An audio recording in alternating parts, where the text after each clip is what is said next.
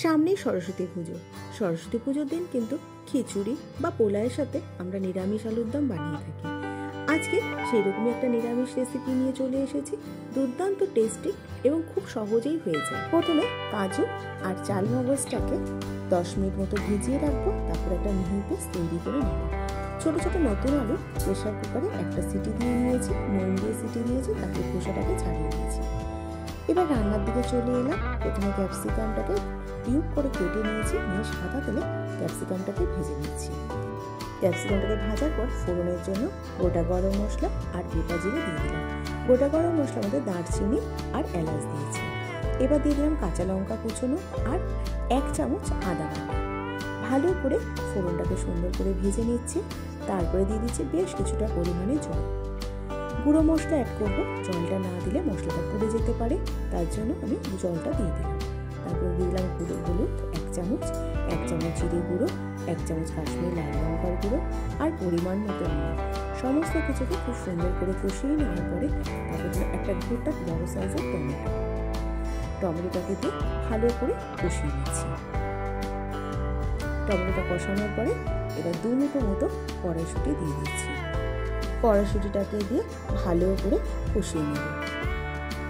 বেশ 3 থেকে 4 মিনিট সময় ধরে কড়াইশুঁটি টমেটো খুব সুন্দর করে কষিয়ে নেওয়ার পর চাল মগজ কাজু বাদামের যে পেস্টটা তৈরি করেছিলাম সেটাও এর মধ্যে দিয়ে দিলাম। মিক্সির জার ধোয়া সামান্য জল দিয়ে এবার মশলাটাকে সুন্দর করে কষিয়ে নেব। মশলাটা যত কষানো হবে স্বাদটা কিন্তু তত ভালো হবে।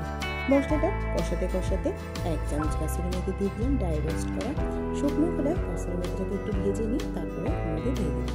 মশলাটা সুন্দর কষানো হয়ে গেছে, এবার সেদ্ধ করে রাখা ছোটো আলুগুলোকে দিয়ে দিলাম। গ্যাসের ফ্লেমটা মিডিয়ামে রেখে ভালো করে মশলার সাথে আলুটাকে কষিয়ে নিচ্ছি। কারণ আলুটাকে ভাজিনি, মশলার সাথে যদি সুন্দর করে কষানো না হয় তাহলে কিন্তু আলুর স্বাদটা ভালো হবে না। কষিয়ে নেওয়ার পর আরও 4-5 মিনিটের জন্য ঢাকা দিয়ে রেখে দিয়েছিলাম।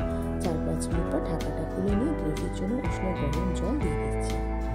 আমরা জানি যে কোনো রান্নাতে উষ্ণ গরম জল দিলে তার স্বাদটা কিন্তু ভালো হয়। উষ্ণ গরম জলটাকে দিয়ে আলুর সাথে ভালো করে মিশিয়ে নিয়ে এবার ক্যাপসিকামগুলো দিয়ে দেবো। আগে থেকে যে ভেজে রেখেছিলাম ক্যাপসিকাম, সেই ক্যাপসিকামটাকে দিয়ে দিচ্ছি। ক্যাপসিকামটাকে দিয়ে ভালো করে মিশিয়ে নিয়ে গ্যাসের ফ্লেমটা মিডিয়ামে রেখে দিয়ে আরও 7-8 মিনিটের জন্য ঢাকা দিয়ে রেখে দেবো। 7-8 মিনিট পর ঢাকাটা খুলে নিলাম। খুব সুন্দরভাবে ঝোলটাও শুকিয়ে গেছে আর আলু তো আগেই সেদ্ধ হয়ে গিয়েছিলো, মাখো মাখোও হয়ে গেছে। এবার ঘি আর গরম মশলাটাকে দিয়ে নামিয়ে নিচ্ছি। তার আগে 1 চামচ চিনি দিয়ে দিলাম। যেহেতু নিরামিষ রান্না একটু মিষ্টি মিষ্টি হলে ভালো লাগে, ওই জন্য 1 চামচ চিনি দিয়ে দিলাম। এবার দিলাম গরম মশলা গুঁড়ো আর 1 চামচ ঘি। সমস্ত কিছুকে ভালো করে মিশিয়ে গ্যাসের ফ্লেমটা বন্ধ করে 15 মিনিটের স্ট্যান্ডিং টাইমে রেখে দিয়ে আলুর দমটাকে আমি সার্ভ করে দেবো। যে কোনো নিরামিষ দিনে বা পুজো পার্বণের দিনে এইভাবে একবার আলুর দম বানানো অনুভব করবো। ও লাস্টে কিন্তু আমি একটা কাঁচা লঙ্কা দিয়ে শেষ করেছি। এবার আমি সার্ভ করে দিচ্ছি। তাহলে আজকে এই পর্যন্ত, আবার হাজির হয়ে যাবো নতুন কোনো রেসিপির সাথে।